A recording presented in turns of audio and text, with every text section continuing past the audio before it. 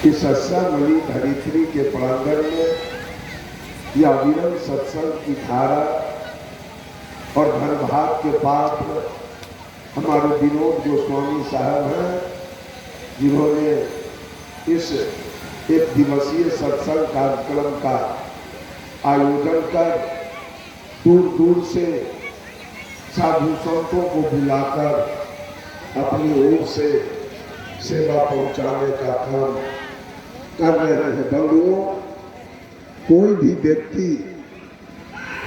व्यक्ति कहीं जाता है तो उसके जाने के पीछे कोई न कोई कारण, कोई न कोई प्रयोजन, कोई न कोई उद्देश्य, कोई न कोई रहस्य जरूर होता है। बिना प्रयोजन के, बिना काम के कोई भी व्यक्ति एक जगह से दूसरे जगह जा नहीं सकता। अगर कोई पागल व्यक्ति भी कहीं जा रहा है तो उसके पीछे प्रयोजन है, उसके जाने के पीछे उद्देश्य है, रहस्य है। एक चिड़िया भी उड़ के एक जगह से दूसरे जगह जा रही है। एक सर्प भी अगर एक जगह से दूसरे जगह जा रहा है तो उसके जाने के पीछे कोई न कोई प्रयोजन, कोई न कोई उद्देश्य जरूर है। फिर आप लोग भाई बंधु, माता बहने अपने घर द्वार को छोड़कर, अपने बाल बच्चों को छोड़कर, अपने माल मवेशी को छोड़कर इस सत्संग पंडाल में आके बैठे। आपके आने के पीछे क्या प्रयोजन है? आपके आने के पीछे क्या उद्देश्य है? आपके आने के पीछे क्या रहस्य छिपा है? बंधुओं, हर मानव के जीवन में 3 बातें अपेक्षित है। हर व्यक्ति अपने जीवन में सुख चाहता है, हर व्यक्ति अपने जीवन में शांति चाहता है और हर व्यक्ति अपने जीवन में सद्गति चाहता है। यहाँ बैठे लोग हैं, एक पापी से पापी व्यक्ति, एक मांस खाने वाला, मछली खाने वाला, एक चोरी दलाली करने वाला, एक दारू पीने वाला, एक वेश्यावृत्ति करने वाला, एक गाय भैंस बकरा काटने वाला व्यक्ति भी नरक जाने को तैयार नहीं है। सब लोग स्वर्ग जाना चाहते हैं, सब लोग वैकुंठ जाना चाहते हैं, सब लोग सतलोक जाना चाहते हैं, सब लोग जन्नत में जाना चाहते हैं। और एक भी व्यक्ति अपने जीवन में दुख नहीं चाहता है। सब चाहता है बढ़िया भोजन मिले, बढ़िया वस्त्र मिले, बढ़िया मकान मिले, जमीन मिले, गाय भैंस मिले, हाथी घोड़ा मिले, स्कॉर्पियो बोलेरो मिले, नौकरी मिले, सुंदर पत्नी मिले, सुंदर पति मिले। ये हर लोगों के दिल में है। और कोई ऐसा भी आदमी दुनिया के अंदर नहीं है जो चाहता हो मेरे जीवन में, मेरे घर में, मेरे परिवार में हमेशा झगड़ा, लड़ाई, मार पीट, खून खराबी, हमेशा मामला फौजदारी, हमेशा जेल, हमेशा पंचायत मेरे ऊपर होता रहे। ऐसा भी जीवन कोई नहीं चाहता। सब लोग सुख चाहते हैं, शांति चाहते हैं और सद्गति चाहते हैं। और इन्हीं 3 कारणों के लिए नाना प्रकार के देवी देवता, भूत प्रेत, ईश्वर परमात्मा, तीर्थ व्रत, पूजा त्योहार, मुसलमान भाई भी इबादत करते हैं, ईद बकरीद सोमरात करते हैं, नमाज अदा करते हैं जन्नत जाने के लिए, जीवन में सुख भोगने के लिए, शांति भोगने के लिए। लेकिन सब लोगों के जीवन में सुख नहीं आया, शांति नहीं आई और सद्गति भी नहीं हुई। सब लोगों ने पूजा त्योहार किया, किसी को 200 बीघा जमीन, किसी को 500 बीघा जमीन, किसी को 50 बीघा जमीन, किसी को 25 बीघा जमीन, किसी को 5 बीघा जमीन और किसी को 5 कट्ठा भी नहीं, किसी को 7 बेटा, किसी को 5 बेटा, किसी को 4 बेटा, किसी को 3 बेटा, किसी को 1 बेटा और बहुत सारे लोग देवी देवता के पूजा करने के बाद आज भी निपुत्तर बन के बैठे। बहुत को 10 महल का मकान, 5 महल का मकान, 4 महल, 2 महल, 3 महल, 1 महल का मकान, किसी का एस्बेस्टस का मकान, किसी के टीन का चदरा का मकान, किसी का खपरा का मकान, किसी का फूस का मकान, कोई टेंट आज तक, और बहुत सारे लोग टेंट में, सिरकी में, तिरपाल में जीवन बसर कर रहे हैं। उसने भी भगवान का पूजा किया था। बहुत सारे लोग सरस्वती के पूजा करने वाले इंजीनियर हो गए, डॉक्टर हो गए, प्रोफेसर हो गए, कलेक्टर हो गए। अब बहुत सारे लोग आज भी पढ़ लिख के गाय चराते हैं, भैंस चराते हैं, किसानी करते हैं, मजदूरी करते हैं। सबके जीवन में ईश्वर ने, परमात्मा ने, खुदा ने, गॉड ने सुख नहीं दिया, शांति नहीं दिया और सद्गति भी नहीं हुई है। यह पूरा झूठ बात है, सच्चाई नहीं है। बंधुओं, सदगुरु कबीर ने तमाम लोगों से कहा, आपन आस कि जय बहु तेरा, कोई नहीं पावल मरम हरि केरा।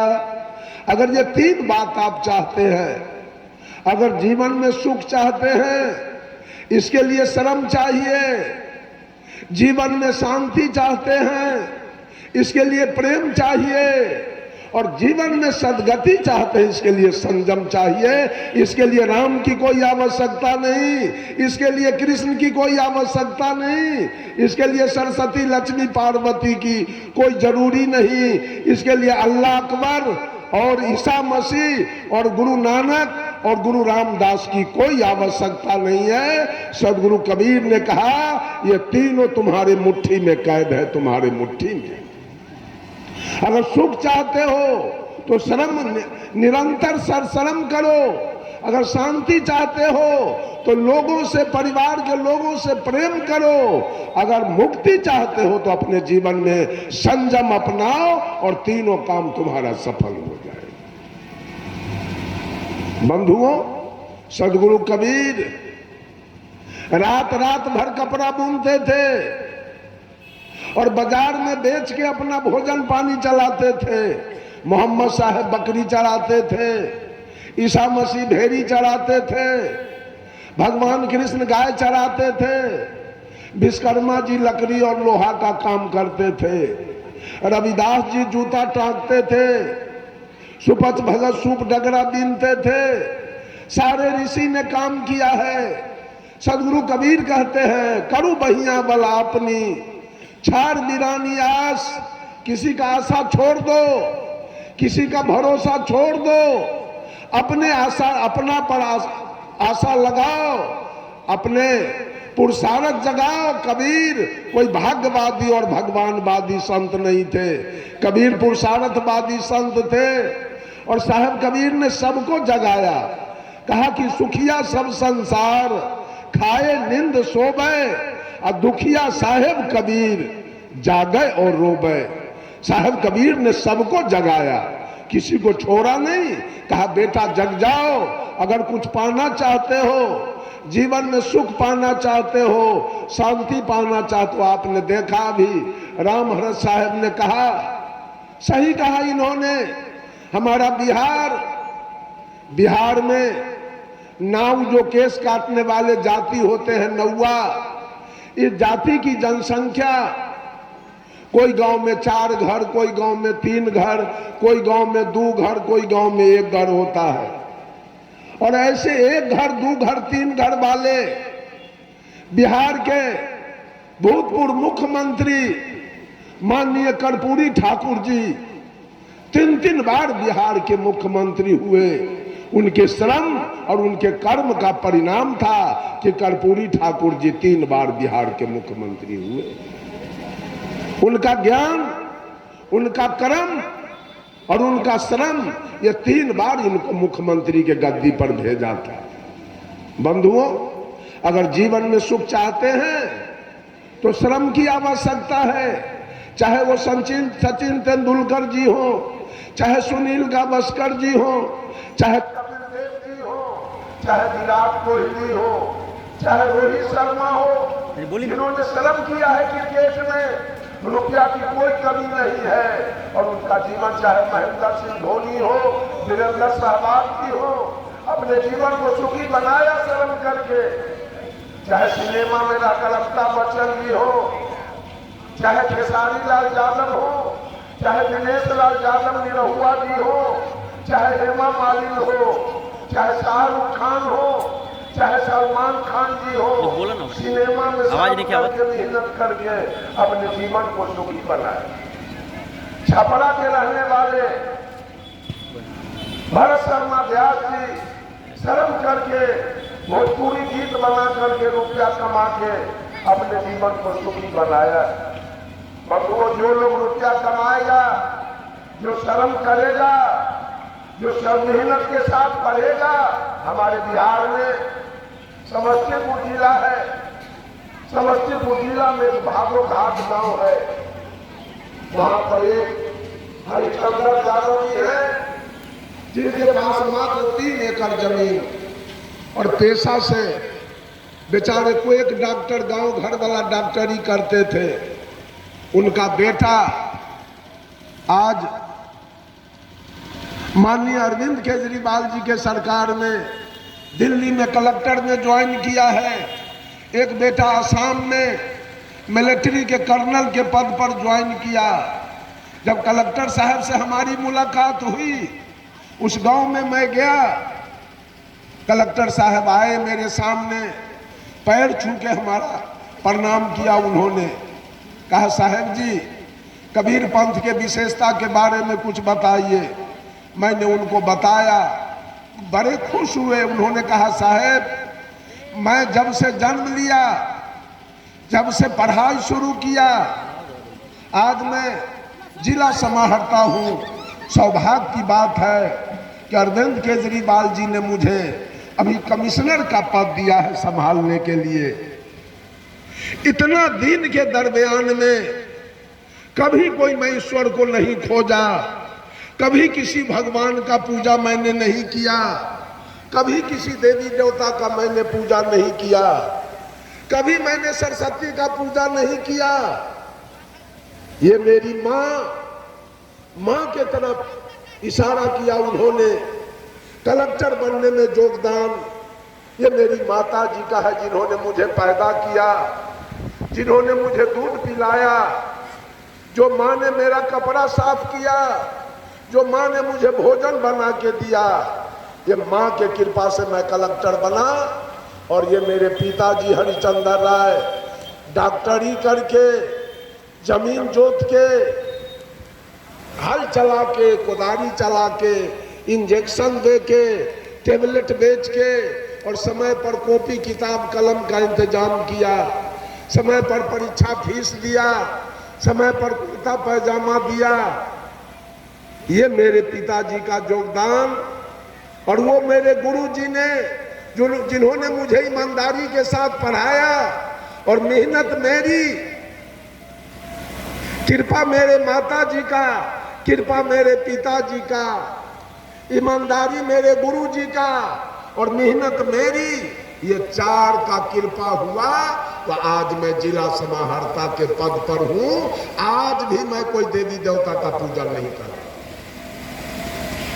मेरे पिताजी बाम सेब से बिलोंग करते हैं। मेरे पिताजी बाबा साहेब अम्बेडकर के मानने वाले हैं। मेरे पिताजी सावित्रीबाई फूले के मानने वाले, ललई सिंह यादव के मानने वाले, जगदेव जी के मानने वाले, कर्पूरी ठाकुर के मानने वाले हैं। मेरे पिताजी कोई देवी देवता का आज तक पूजा नहीं किया।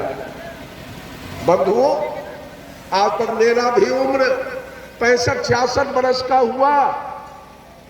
आप पूरे बिहार में, यूपी की बात तो मैं नहीं करूंगा, पूरे बिहार के लोगों से आप पूछ सकते हैं, आज तक मैं मंदिर नहीं गया।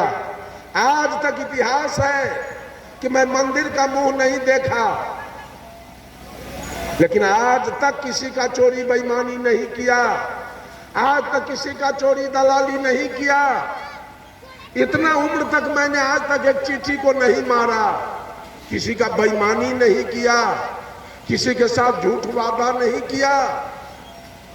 यहां आने के लिए जब मैं भगवान शास्त्री साहब के यहाँ बहोड़वा मठ आया, जब मैं जा रहा था तो महंत गोस्वामी विनोद गोस्वामी साहब जी ने मुझे फोन किया, साहब जी कुछ देर के लिए यहाँ आइए, मैं आपको भाटपारानी में ट्रेन पकड़ा दूंगा। मैं यहाँ आया, इन्होंने कहा कि 20 फरवरी के मेरे यहाँ कार्यक्रम है, आपको आना पड़ेगा। मैंने डायरी में लिख लिया, लेकिन कल परसों मैंने पेपर में देखा तो गाड़ी सब बंद है। मैंने फोन किया, साहब जी अब मैं नहीं आ सकता हूँ। कहा क्या हुआ? तो गाड़ी सब बंद हो गई है। कहा कि नहीं, आप किसी तरह से आपको आना है, आना ही पड़ेगा। मैं वचनबद्ध होकर किसी तरह से परेशानी झेलते यहाँ आया हूँ, और फिर रात्रि में किसी तरह मेरा कटाया हुआ मौर्य एक्सप्रेस का टिकट, गाड़ी कैंसिल हो गई। किसी तरह से मैं कल समस्तीपुर वापस जाऊंगा। बंधुओं, कहने का मतलब है सारे लोग भगवानवादी हो गए। दिन पर दिन सारे लोग, महिला हो या पुरुष, भाग्यवादी और भगवानवादी बनते चले जा रहे हैं। जीवन में सुख नहीं आ रही है, जीवन में शांति नहीं आ रही है। क्यों? चाह कुछ और है और राह कुछ और आपका है। चाह के अनुकूल आपका राह हो जाए तो जीवन में सुख, शांति और सद्गति तीनों आ जाए। श्रम तो कीजिए, खेत में श्रम कीजिए, फैक्ट्री में श्रम कीजिए, नौकरी में श्रम कीजिए, बिजनेस में श्रम कीजिए, और पढ़ाई में श्रम कीजिए। जहां आपकी श्रम जाएगी, आपकी श्रम खेत में जाएगी, वो खेत सोना उगल देगा आपके लिए। आपका श्रम अगर मवेशी में जाएगा तो गाय भैंस दूध से आपका ड्राम भर देगी। आपका श्रम अगर बिजनेस में जाएगा तो रुपया से आपका पेटी भर जाएगा। आपका श्रम अगर नौकरी में जाएगा तो रुपया से आपका पेटी भर जाएगा। आपका श्रम अगर पढ़ाई में जाएगा तो आप इंजीनियर, डॉक्टर, प्रोफेसर, कलेक्टर हो जाएंगे। आपका श्रम अगर अखाड़ा में जाएगा तो आप पहलवान बन के निकल जाएंगे। साहब कबीर ने कहा, जीवन में सुख पाना चाहते हो, इसके लिए श्रम की आवश्यकता है। इसके लिए भगवान की कोई आवश्यकता नहीं है। इसके लिए बहुत बड़े परमात्मा की कोई आवश्यकता नहीं है। बहुत सारे लोग परमात्मा को बता बता कर, भगवान की पूजा बता बता कर रुपया ठगने का काम, अपना उल्लू सीधा करने का काम, ये धर्म धुरंधर लोग, ये धर्माधिकारी लोग, धर्म के ठेकेदार लोग, धर्म के प्रवर्तक लोग भगवान बता बता कर रुपया ऐंठने का काम आज तक किया है। साहब कबीर ने ईमानदारी की बात किया है। साहब कबीर ने मानव के हित की बात किया है। एक लड़का पढ़ने में थोड़ा कमजोर था, उसकी परीक्षा सामने आ गई, लड़का उदास रह रहा था।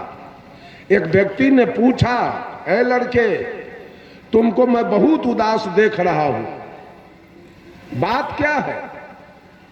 लड़का ने कहा, एग्जामिनेशन सामने आ गया है और हमारी कुछ तैयारी नहीं है, इसलिए मैं उदास रहा करता हूं। उस व्यक्ति ने कहा, सुन लो, आगे एक मंदिर है, मंदिर पर चले जाओ और भगवान से आशीर्वाद लेना, तुम्हारा डिवीजन हो जाएगा, तुम्हारा रिजल्ट बढ़िया आ जाएगा। भावुकता बस। वो लड़का चला गया मंदिर के निकल, वहां गया तो मंदिर इसी तरह विनोद गोस्वामी साहब के जैसे वो मंदिर कबीर पंथ का था। वहां वो लड़का गया, महात्मा जी सामने बैठे हुए थे। महात्मा जी को जाके दंड प्रणाम किया और कहा, बाबा आपका मंदिर किधर है? साधु बाबा ने पूछा, बेटा बात क्या है? कहा, आगे मेरी परीक्षा है, मैं डिवीजन के लिए भगवान से आशीर्वाद लेने आया हूं, मंदिर बता दो, आपका मंदिर किधर है? कबीरपंथी साधु बड़े ईमानदार होते हैं, सच बोलते हैं। महात्मा जी ने कहा, बेटा यही तेरी काया मंदिर है, बडीज टेम्पल, तेरी काया मंदिर है और इसी मंदिर के अंदर में आत्मा राम भगवान बैठा हुआ है। मैं तुम्हें आशीर्वाद देता हूं, जाओ आज से लगन, परिश्रम और प्रयास के साथ पढ़ो। बेटा वह दिन दूर नहीं है, तुम्हारा फर्स्ट डिवीजन, फर्स्ट क्लास हो जाएगा। लड़का मायूस हो गया। क्यों? लड़का गया था आशीर्वाद पर डिवीजन लेने और महात्मा जी ने काम बता दिया। लड़का थोड़ा मायूस हुआ, लेकिन अपने घर पर आया और महात्मा जी के विचार को अपने जीवन में चरितार्थ कर दिया। लगाया लगन, किया परिश्रम और प्रयास जारी रखा और लड़का एग्जामिनेशन में जाके बैठा और फर्स्ट क्लास फर्स्ट निकाल दिया। जब रिजल्ट निकल गया, लड़का प्राप्तांक लेके, मार्कशीट लेके अपने घर गया और अपने माता जी को दिखाया, माँ मैं फर्स्ट क्लास फर्स्ट बीए पास किया हूं। माँ कहती है, बेटा ये तो माता सरस्वती जी का कृपा है। बेटा ने कहा, नहीं माँ झूठ मत बोलो, कृपा तुम दोनों प्राणी की है, कृपा मम्मी पापा की है। समय पर भोजन, समय पर कपड़ा, समय पर ट्यूशन फीस, समय पर परीक्षा फीस, समय पर कॉपी किताब कलम तुम दोनों ने दिया।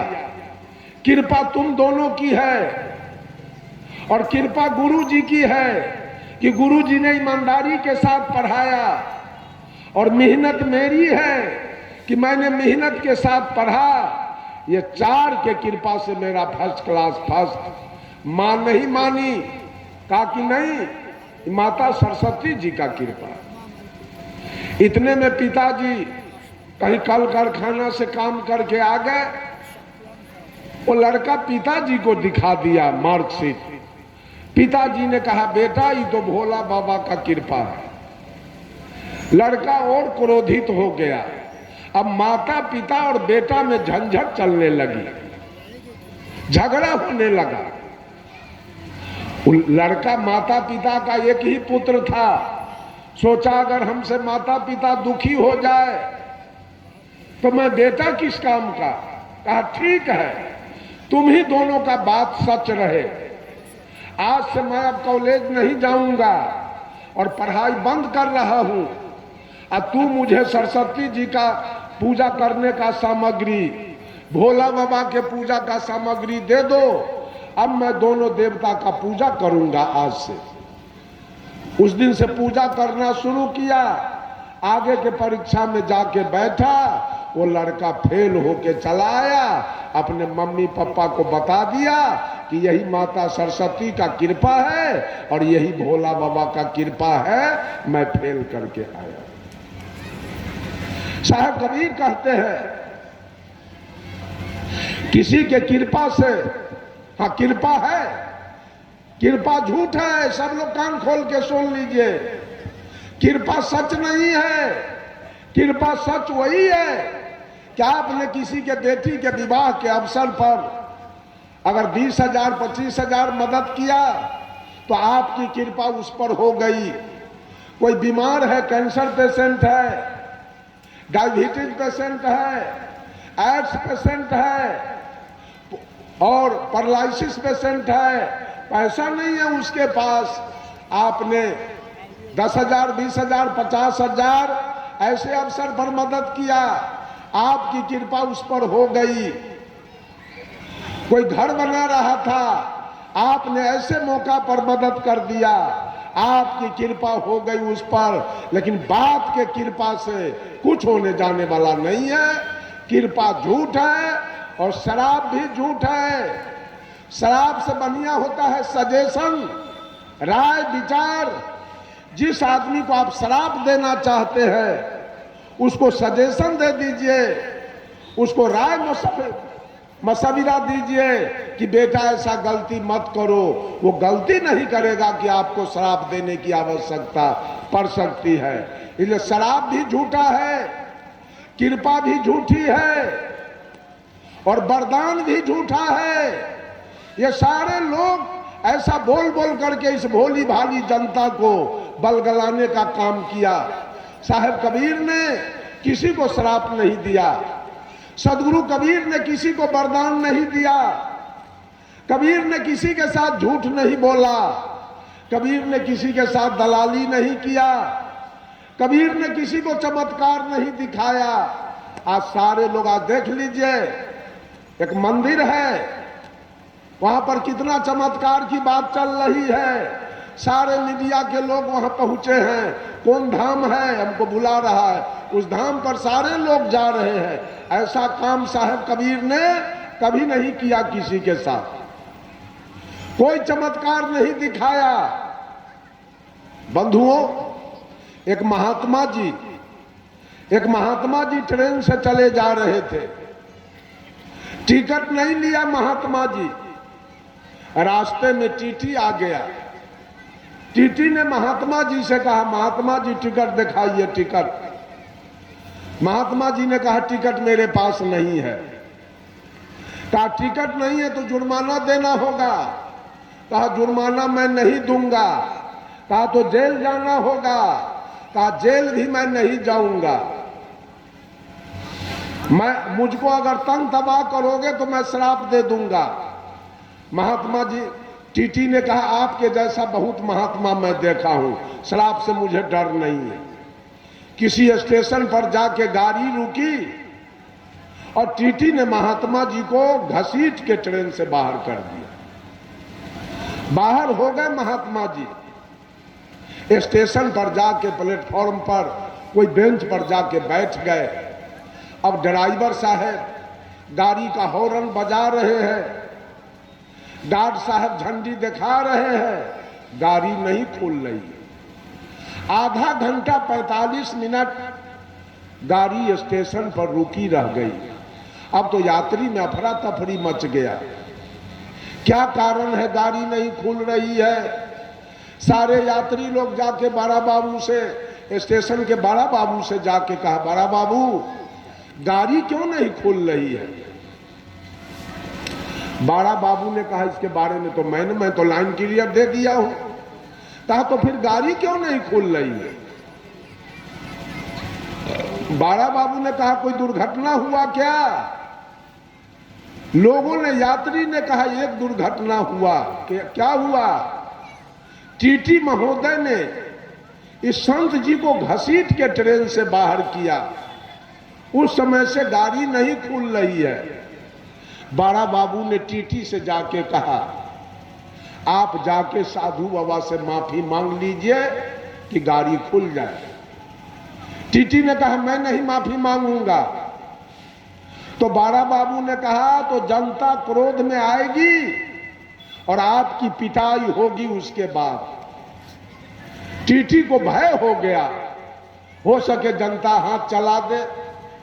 टीटी जाके और साधु बाबा से माफी मांग लिया। माफी मांगा और गाड़ी हॉर्न दे के खुल गई। अब तो बाबा के गरिमा महिमा का क्या सवाल रहा, इतनी इनकी महिमा बढ़ गई, बहुत सारे लोग इनके शिष्य होना शुरू कर दिया। वाह, ऐसा महात्मा जिसके कृपा से 45 मिनट रेलगाड़ी रुक गई, ऐसा महात्मा से कैसा महात्मा होना चाहिए। अब तो 2-4 साल के अंदर में महात्मा जी का 2-4-5 लाख चेला हो गया, शिष्य हो गया। और 5-10 वर्ष के बाद जब महात्मा जी मरने के कंगार पर आ गए, तो जिसको इन्होंने उत्तराधिकारी चुना, वो चेला कहा, गुरु जी अब तो आप जा रहे हैं दुनिया से, ये मठ मुझको दे दिया आपने, ताला चाबी मुझको दे दिया, ये सारे जमीन मुझको दिया, गाय भैंस मुझको दे दिया, अभी मंत्र ले जा करके क्या करोगे वहां? मंत्र भी तो हमको दे दो कि बहुत सारे लोगों का मैं उपकार करूंगा। महात्मा जी ने पूछा, बेटा कौन मंत्र लेना चाहते हो? चेला ने कहा, वो मंत्र दीजिए जिस मंत्र से गाड़ी रुक गई थी। महात्मा जी ने कहा, बेटा मंत्र से गाड़ी नहीं रुकती है, मैंने ड्राइवर को 5,000 रुपया घूस दिया था, मैंने गार्ड को 5,000 घूस दिया था, और मैंने टीटी को 5,000 घूस दिया था। 15,000 घूस ले लो और 45 मिनट ट्रेन रोक दो कि हमारी गुरुवाई धंधा शुरू हो जाए, मेरा गुरुवाई चालू हो जाए। 15,000 रुपया गया, आज तो लाख के लाख बन की विदाई आ रही है, अब तो मेरा गुरुवाई धंधा चालू हो गया। बंधुओं, ये गुरु लोग भी चमत्कार दिखा दिखा करके, झूठ बोल बोल करके गुरुवाई धंधा चलाने का रोजगार, रुपया कमाने का रोजगार, अपना नाम रेडियो टेलीविजन में समाचार पत्र में छपवाने का रोजगार गुरु लोगों ने किया। ऐसा रोजगार सदगुरु कबीर ने कभी नहीं किया। साहब कबीर ने तो स्पष्ट कह दिया बीजक से, काहू के बचन ही फूरे काहू कारा माती, मान बराई ले रहे हिंदू तुरुक जाति, बात बोते आसमान की मुद्दत नियरानी, बहुत खुदी दिल राखते बूढ़े बिन पानी। कहे कबीर का सो कहूं सब जग अंधा, सांचे से भागी फिरे झूठे के बंधा। सब लोगों ने इस भोली भाली जनता को ईश्वरवादी बना दिया, भगवानवादी बना दिया, भूत प्रेतवादी बना दिया, डायन जोगिनवादी बना दिया। कबीर ने इस भोली भाली जनता को पुरुषार्थवादी बना दिया, ईमानदार बनाया, कर्म करने वाला बनाया। साहब कबीर ने किसी को भगवानवादी और भाग्यवादी नहीं बनाया। अगर आप जीवन में सुख चाहते हैं, अगर विद्यार्थी जीवन में सुख चाह रहा है, वो अपना चेतना को पढ़ाई में लगावे, इसलिए कि मानव के अंदर चेतना एक होती है। उस चेतना को आप जहां लगावे, जैसे गाय भैंस चराने वाला चरवाहा जब गाय भैंस चराने के लिए चलता है, उसकी चेतना जब तक गाय भैंस पर रहती है, जो गाय भैंस किसी के खेत में गई वो चरवाहा दौड़ के घुमा लेता है। लेकिन जब चरवाहे की चेतना गोली और डंडा पर चली जाती है, अब वो गाय भैंस किसी के खेत में चली जाती है। क्यों? अब चरवाहे की चेतना गाय भैंस पर नहीं रही, अब उसकी चेतना गोली और डंडा पर चली गई है। इसका गाय भैंस किसी का जजात खाएगा, वो गई खेत। ठीक उसी प्रकार से आपके पास चेतना एक है, विद्यार्थी के पास चेतना एक है। वो अगर पढ़ाई पर लगाता है तो निश्चित ही वो लड़का डॉक्टर बनेगा, प्रोफेसर बनेगा, कलेक्टर बनेगा, कमिश्नर बनेगा। जिस लड़के की चेतना टेलीविजन पर है, मोबाइल पर है, शिखर पराग पर है, मोटरसाइकिल पर है, किसी लड़की से बात करने पर है, वो लड़का चपरासी नहीं बनेगा, चौकीदार की नौकरी उस लड़के को नहीं मिल पाएगी। इसलिए कि उसकी चेतना 4 जगह बट रही है, वो लड़का किसी काम का नहीं जाएगा। जिस किसान की चेतना अपने खेती पर है, खेती से रुपया कमा के वो मकान बना लेगा, खेती से आमदनी करके उसका जीवन सुखी संपन्न होगा। जिस किसान की चेतना खेती पर नहीं है, उसका जमीन बिकेगा, उसके बेटी के विवाह में उसका जमीन बिकेगा, उसके कपड़ा लत्ता भोजन पानी में, ब्याह शादी में, सुख सलाद में उसका जमीन बिकेगा। वो धीरे धीरे नीचे स्तर की ओर भागते भागते एक दिन दरिद्र हो जाएगा और भगवान का पूजा करता रह जाएगा और बैजनाथ धाम और जगन्नाथ धाम वो दौड़ता रह जाएगा, उसकी संपत्ति समाप्त हो जाएगी। बंधुओं, आप पुरुषार्थवादी बनिए। जिस विभाग में आप हैं, बिजनेस में है तो बिजनेस में पुरुषार्थ को लगाइए, अपने चेतना को लगा दीजिए बिजनेस में। 4 काम एक बार आप चाहेंगे कि मैं अकेला हूं, मेरा खेती भी बढ़िया हो जाए, मेरे बच्चे की पढ़ाई भी ठीक हो जाए, मेरी गाय भैंस भी 20 लीटर दूध दे दे, मेरा बिजनेस भी ठीक ठाक चले। आपका एक भी काम सही नहीं होगा, क्योंकि आपकी चेतना 4 जगह बट रही है, सब कुछ आपका खराब हो जाएगा। चेतना को एक करके रखिए। 4 भाई हैं तो एक भाई को खेती पर चेतना दीजिए, एक भाई को मवेशी पर चेतना दीजिए, एक भाई को बिजनेस पर चेतना दीजिए। देखते हैं सरकार है दिल्ली में, सरकार है पटना में, कोई सूचना एवं प्रसारण मंत्री है, तो कोई विदेश मंत्री है, तो कोई रक्षा मंत्री है, तो कोई वित्त मंत्री है, कोई श्रम एवं कल्याण मंत्री है, कोई खाद्य एवं वो सब का विभाग बांटा जाता है। सब लोग अपना कॉलेज में जाइए, कोई हिस्ट्री विभाग के प्रोफेसर है, कोई ज्योग्राफी विभाग के हैं, कोई फिजिक्स विभाग के हैं, कोई केमिस्ट्री विभाग के हैं। ऐसे भाई में विभाग का बंटवारा कीजिए, तब आपके जीवन में सुख आएगी। मैंने एक पॉइंट आपके सामने रखा, अगर आप जीवन में सुख चाहते हैं तो श्रम की आवश्यकता है। कितने सारे लोग engineer, doctor, professor, collector, minister, IG, DIG, CO, BDO, दरोगा आपके सामने बने हैं। आप नहीं बने तो आपके कर्म का दोष है, आपके श्रम का दोष है, आपके चेतना का दोष है। आप भी करते तो आप बन सकते थे। दूसरी बात, आप परिवार में शांति चाहते हैं। शांति के लिए प्रेम की आवश्यकता है, शांति के लिए अनुभूति की आवश्यकता है। आप मंदिर से, मस्जिद से, गिरजा और गुरुद्वारा से अपने जीवन में शांति चाहते हैं।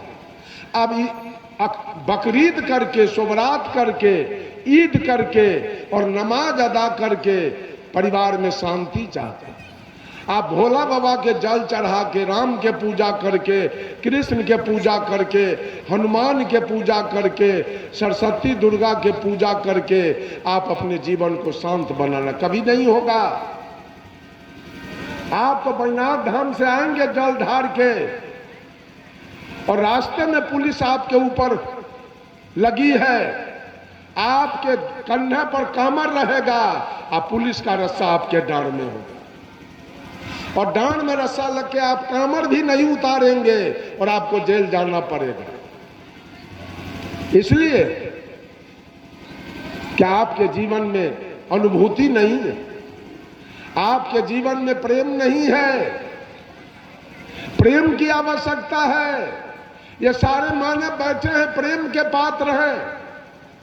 अगर मानव से, परिवार से प्रेम किया जाए तो आपके जीवन में शांति आ सकती है, आपके जीवन में शांति उतर सकती है। गौर करेंगे, सुख के लिए श्रम चाहिए और शांति के लिए प्रेम चाहिए। आज भाई से भाई का प्रेम नहीं है, साला से बहनोई का प्रेम नहीं है, जेठानी से देवरानी का प्रेम नहीं है, पति से पत्नी का प्रेम नहीं है। शांति आएगी कहां से? आपके जीवन में शांति कहां से आएगी? साहब कबीर ने कहा, पोथी पढ़ी पढ़ी जग मुआ, पंडित भया न कोय, ढाई आखर प्रेम का, पढ़े सो पंडित होय। बंधुओं, सदगुरु कबीर का कहना है, पढ़ते पढ़ते बहुत सारे लोग मर गए, बुढ़ा के मर गए, लेकिन साहब कबीर ने कहा एक भी पंडित नहीं हुआ पढ़ के एक भी पंडित नहीं हुआ। वो पंडित साहब कबीर ने किसको कहा? ढाई आखर प्रेम का, पौर संयुक्त एकार मोहलंक, ये ढाई आखर प्रेम का, जो प्रेम का पाठ पढ़े उसको सदगुरु कबीर ने पंडित कहा। बंधु, हम लोग सोचे मन में, उस समय हम पढ़ रहे थे जब साहब कबीर का साखी आया कोर्स में, तो मैं उस समय मैट्रिक में पढ़ रहा था। मैं जब इस बात को देखा, इस लाइन को, कि पोथी पढ़ी पढ़ी जग मुआ, पंडित भया न कोय, ढाई आखर प्रेम का, पढ़े सो पंडित हो। मैं चिंतन किया इस बात पर। प्रेम तो पति पत्नी में देख रहा हूं, प्रेम तो पिता पुत्र में है, प्रेम तो दादा पोता में है, प्रेम तो सास बहू में है, प्रेम तो जेबरानी जेठरानी में है, प्रेम तो ससुर दामाद में है, प्रेम तो पति पत्नी में है, प्रेम तो गुरु चेला में है। अब ये साहब कबीर किस प्रेम की चर्चा करते हैं कि ढाई आखर प्रेम का, पढ़े सो पंडित हो। मैंने उस पर माथा उतना नहीं लगाया, छोड़ दिया इस बात को। लेकिन इधर आके जब इस बात पर मैंने चिंतन करना शुरू किया, एक आदमी से किसी ने पूछा कि कल सत्संग हो रहा था, उस सत्संग में मैंने आपको नहीं देखा। उस व्यक्ति ने कहा कि मैं एक पंचायत में चला गया, इसलिए उस सत्संग में मैं नहीं गया। उस व्यक्ति ने पूछा पंचायती कैसी थी? तो उसने कहा एक लड़का एक लड़की में प्रेम हो गया, उसी की पंचायती थी, उसी पंचायती में मैं चला गया। तो उस व्यक्ति ने कहा भला प्रेम में अगर पंचायती हो तो झगड़ा में क्या होगा, मारपीट खून खराबी में क्या होगा, चोरी बेईमानी में क्या होगा? प्रेम में पंचायती का कौन सा जरूरी पड़ा? क्यों हुआ प्रेम में पंचायती? बंधुओं, प्रेम में पंचायती की कोई आवश्यकता नहीं है। पंचायती तो बेईमानी में, पंचायती तो चोरी में, पंचायती तो दलाली में, पंचायती तो घूसखोरी में, पंचायती तो हत्या में, पंचायती तो बलात्कार में, पंचायती तो मिलावटबाजी में। प्रेम में पंचायती की क्या आवश्यकता है? सेवरी और राम के बीच में, सेवरी और राम के बीच में प्रेम हुआ, कभी पंचायती की आवश्यकता नहीं पड़ी। मीरा और कृष्ण में प्रेम हुआ, कभी पंचायती नहीं हुई। रामकृष्ण परमहंस और शारदा देवी के बीच प्रेम हुआ, कभी पंचायती नहीं हुई। जयप्रकाश नारायण और प्रभावती देवी के बीच प्रेम हुआ तो कभी पंचायती नहीं हुई। इस लड़का लड़की के बीच प्रेम हुआ तो पंचायती क्यों हुआ? बंधुओं, अगर लड़का लड़की के बीच प्रेम होता तो पंचायती की आवश्यकता नहीं होती।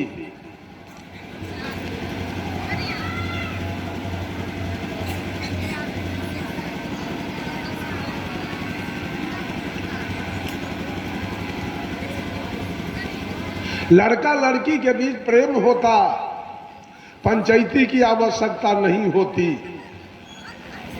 लड़का लड़की के बीच प्यार हुआ, लड़का लड़की के बीच प्यार हुआ, there are great difference between